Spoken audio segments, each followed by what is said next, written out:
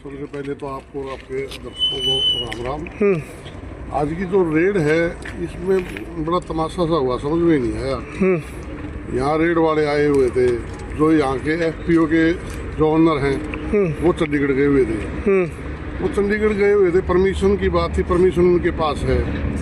तो रेड के यहाँ मैडम जी सुनैना जी उनके पास हम आए कि बताओ जी क्या बात है। तो उन्होंने कहा कि यहाँ भाई ये गोडाउन खुलवाओ।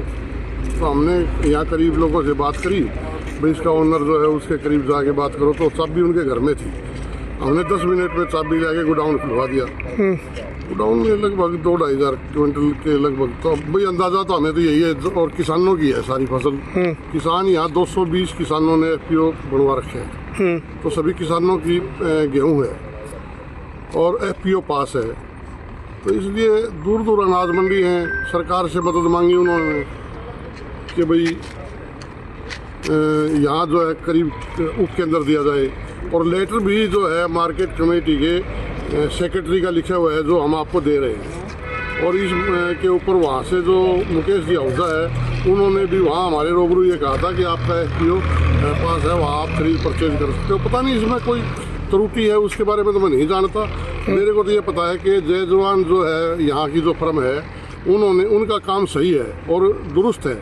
पता नहीं लगता अब क्या है, ये बता रहे हैं सीएम फ्लाइंग वाले कि ये नाजायज़ है। तो ये नाजायज़ कैसे है? ये तो 1 नंबर में है, ओपन है, सभी के रूबरू है और 220 किसानों की फसल है और मिल के ये चला रहे हैं। तो यहाँ चेयरमैन वगैरह सभी लोग आए हुए थे इस गोडाउन के, और यहाँ मंडी के लिए उप केंद्र के लिए वो पहले परमिशन मांगी गई थी और इन्होंने दे ही थी। आरसी के सेक्रेटरी ने ये लिखा था और वहाँ चंडीगढ़ से भी मेरे रूबरू ये बात हुई थी।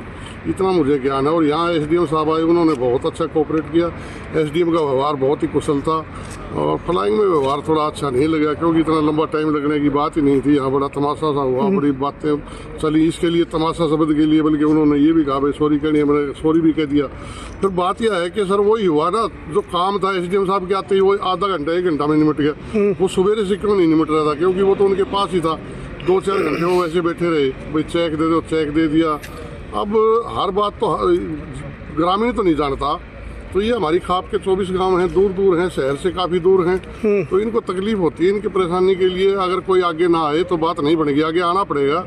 और ये बात हम बात करेंगे, एसडीएम साहब ने भी आश्वासन दिया है कि बात करेंगे अगर कोई गुंजाइश हुई तो इसके लिए सीएम साहब से भी कल बात करूँगा।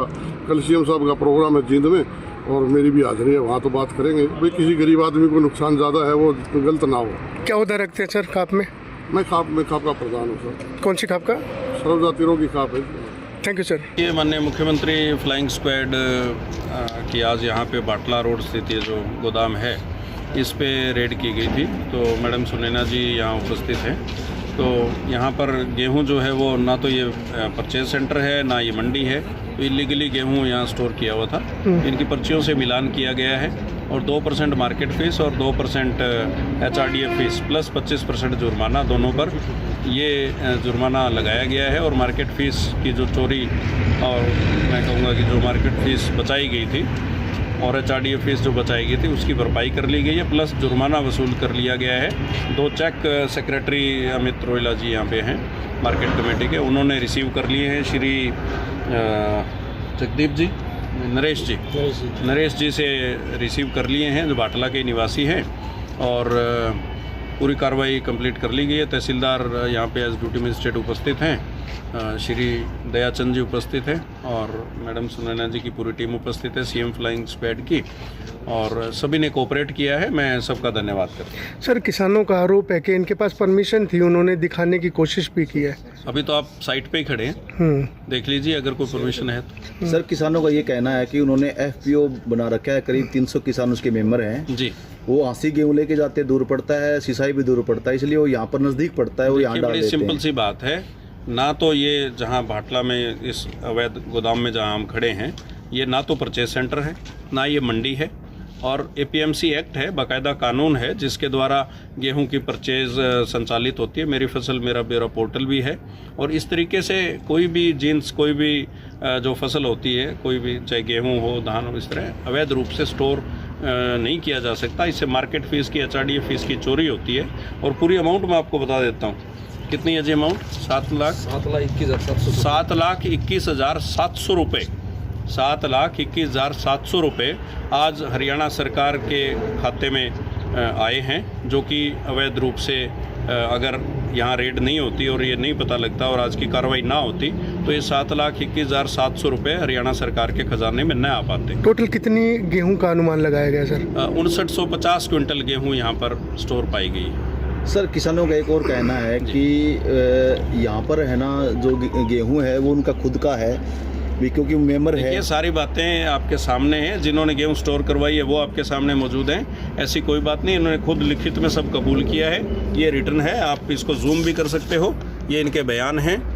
और सारी कार्रवाई सबके सामने, गवाह भी मौजूद हैं यहाँ पे, मार्केट कमेटी के लोग मौजूद हैं और सीएम फ्लाइंग स्क्वाड से मौजूद हैं, प्लस यहाँ पे तहसील से उपस्थित हैं, खाप पंचायत के प्रधान यहाँ उपस्थित हैं। आप कैमरा कीजिए इनकी तरफ, सभी उपस्थित हैं और कार्रवाई बिल्कुल सबकी सहमति से और बिल्कुल सही तरीके से वैध कार्रवाई की गई है और मैं सभी संबंधित पक्षों का धन्यवाद करता हूँ। सर अवैध रूप से गेहूं स्टोर ना करें, जो भी इस तरह करेगा उस पर ऐसी ही कार्रवाई अमल में लाई जाएगी।